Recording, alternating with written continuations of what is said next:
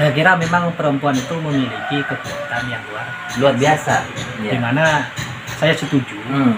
kesuksesan laki-laki itu sangat bergantung dengan Perempuan. perempuan. Ya. Jadi ini saya kira jangan laki-laki menurut saya jangan songong. Tentu. Sehingga merasa Tentu. kesuksesannya Nah, adalah ada hasilnya. hasil diri. Hasilnya. Padahal sebenarnya ada dorongan dari Banyak. sang istri. Coba sampai kan sudah nikah gitu kan. Iya, iya. Tentunya punya pengalaman bagaimana ketika sampai punya pekerjaan kemudian istri tidak mendukung atau sebaliknya. Ketika dulu saya sebelum menikah, saya mengerjakan sesuatu kan kehendak saya sendiri. Tentunya dengan dukungan orang tua saya akan lebih semangat. Ketika saya sudah menikah, saya mempunyai dua dukungan. Pertama di orang tua dan yang kedua istri saya yang selalu menemani saya.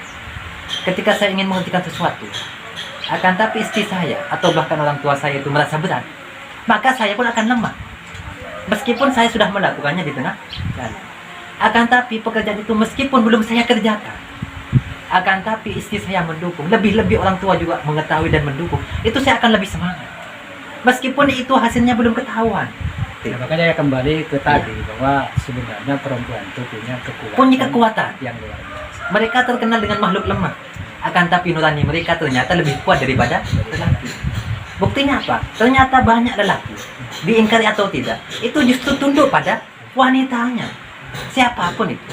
Ada riwayat ya ternyata akhir zaman itu akan banyak laki-laki yang kalah sama istrinya. Yang kalah sama istrinya.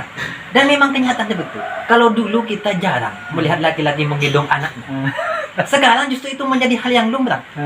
Ketika laki-laki bekerja susah payah, yang wanita justru HP-HPan, kadang-kadang ngeden gitu kan. Setelah pulang Marah-marah kepada suaminya ketika mereka tidak mendapatkan hasil yang memuaskan. belum lagi suaminya disuruh gendong anaknya. Setelah gendong anaknya setelah datang, kadang-kadang suruh mandikan. Ya kita tidak berbicara itu ya. Tidak bicara itu, ya. Iya. Tapi kita melihat bahwasanya ternyata memang perempuan itu punya kekuatan. Punya kekuatan. Maka begini. Ketika dalam sebuah hadis itu kata Nabi, "Ma ra'aitu fitnatan Asyadda min fitnatin ro'atin." Iya. Jadi pertama begini, ini sering ya orang-orang yang suka menganggap perempuan, meremehkan sering menggunakan hadis ini itu sebagai sesuatu yang negatif. Yang negatif betul. Menurut saya tidak begitu. Konotasi di dalam bahasa Indonesia fitnah itu memang jelek, tapi dalam bahasa Arab fitnah itu ujian. Ujian betul. Artinya justru kehadiran perempuan ini punya potensi dua. Jadi perempuan ada di kita, menjadi tanggungan kita sebagai seorang istri. Nah, itu jadi kekuatan, jadi kelemahan. Jadi ini jadi artinya bisa menjadi hancur ya. Bisa menjadi kekuatan kita dan juga bisa menghancurkan. Itu kan begitu. Berarti kan fitnah itu kan ada yang baik, ada yang jelek gitu. Nah, jadi saya kira akhirnya hadis ini pun jangan dipahami secara negatif. Karena justru kehadiran perempuan itu menjadi ujian sehingga kita bisa menjadi orang yang sukses gara-gara perempuan. Dan sebaliknya menjadi orang yang gagal gara-gara bisa bersikap menyikapi seorang perempuan. Iya, kadang-kadang kita ingin sukses, tapi di sela-sela kesuksesan kita ternyata ada perempuan yang tidak mendukung, juga bisa menjadi gagal tuh. Banyak orang sukses itu runtuh. Bahkan raja-raja atau kaisar zaman dulu itu banyak runtuhnya gara-gara wanita. Bahkan kita ya, Samson lah misalnya, sekalipun beliau dikenal sebagai seorang nabi katanya, karena memang banyak versi. Beliau gugur karena apa? Bukan karena kekuatan yang melemah, tapi karena seorang wanita yang melemahkannya. Akhirnya dia hancur. Dan juga banyak sultan-sultan lah atau raja-raja. Mereka itu rusaknya sehingga wilayah kekuasaannya itu hancur. Itu karena wanita. Ya artinya kan begini. Artinya saya dari yang sampean sampaikan tidak setuju. Perempuan itu kejadian seperti ini kemudian menimbulkan persepsi perempuan itu jelek kan tidak? Oh tidak. Tapi ternyata di balik semua itu ternyata ada juga yang semangat. Nah, kekuatannya. Kita berbicara kekuatan betul. Yang kalau kita tidak bisa menyikapi akan menjadi fitnah, menjadi jalan kehancuran seperti itu. Iya. Maka kita berbicara tentang Sayyidah Khadijah.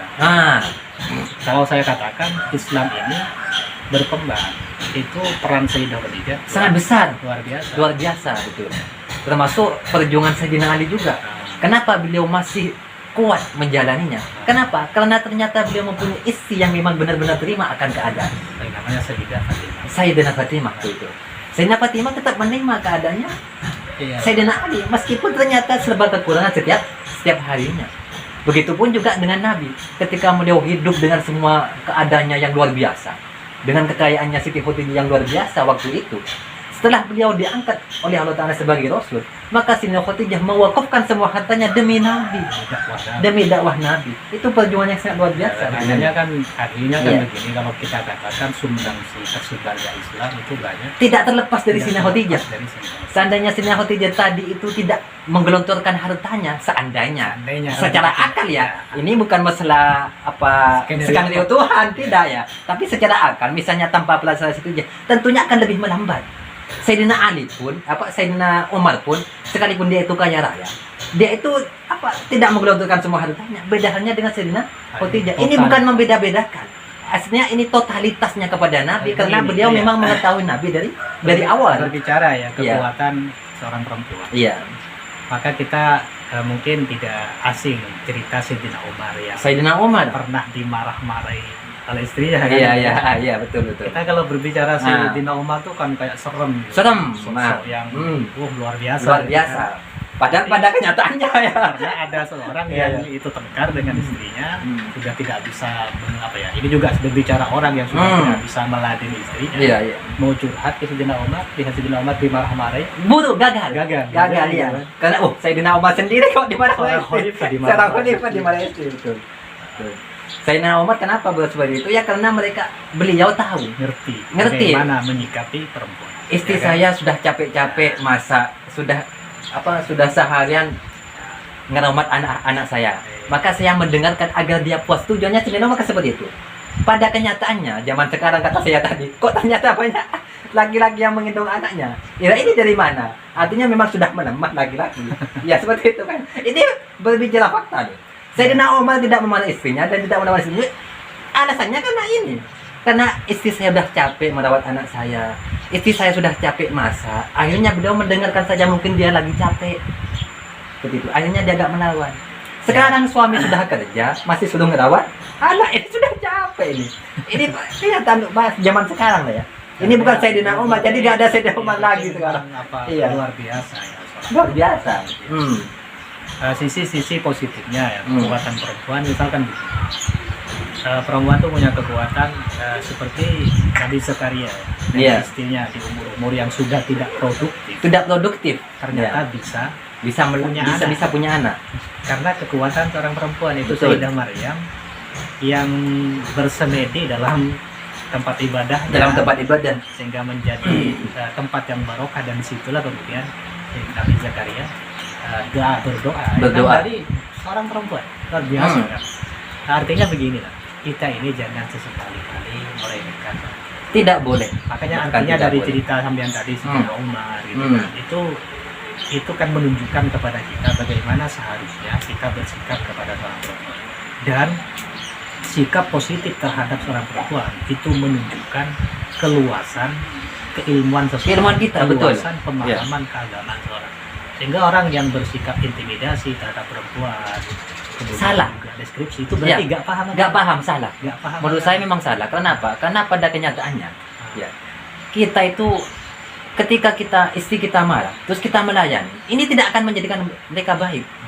Justru akan sikap kita itu akan ditiru oleh mereka. Tapi ketika kita itu mereka marah, kita mendengarkan.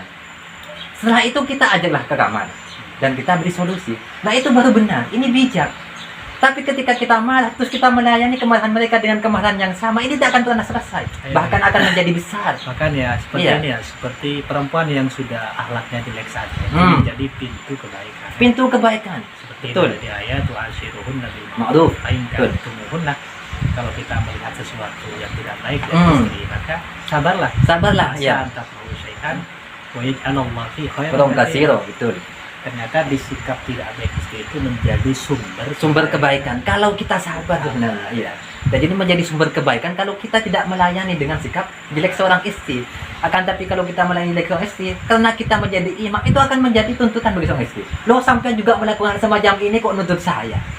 Tapi kalau kita memberikan contoh pertama kali, misalnya kita menyuruh sholat, mengajak jemaah, dan itu sudah jelas baikan. Akan tapi istri kita menolaknya, atau kita ajak sholat duha setiap pagi, istri kita masih juga menolaknya misalnya. kita tetapkan sendiri dulu bagaimana sikap mereka. Kalau ternyata mereka itu mengikuti nanti, nah itu menjadi jalan kebaikan bagi kita. Oke, Bagaimana? jadi, ya, saya paham ya. Jadi intinya dari bincang-bincang santai ini Iya. kita menemukan beberapa. Di antaranya perempuan itu punya kekuatan Power yang luar biasa. yang luar biasa. Dan kekuatan ini tidak berarti sesuatu yang negatif. Kalau kita Bukan. bisa Nah, memanfaatkan kekuatan perempuan ini dengan baik, maka Justru akan menjadi solusi. jalan kesuksesan, kesuksesan betul. dan sebaliknya Betul. akan menjadi jalan Kehancuran kegagalan istilahnya. kita. Kemudian juga sikap-sikap diskriminasi, intimidasi atau pandangan perempuan kasta kedua itu Kasta kedua. sebenarnya sikap-sikap yang tidak mencerminkan Kepribadian seorang, betul ya. Kepribadian, seseorang, ya. keluasan keilmuan seseorang, dan keluasan pemahaman seseorang terhadap Iya. ajaran agamanya sendiri. Orang yang berpodcast kepada wanita lebih-lebih kepada orang lain, artinya mereka memang hanya memahami sepotong-sepotong, baik itu dari hadis ataupun dari kitab. Ketika kita menelusinya, ternyata tidak semacam itu praktiknya kan. Imam Syafi'i memperbolehkan mukul anak, Imam Hanafi memperbolehkan. Apakah beliau melakukan? Tidak.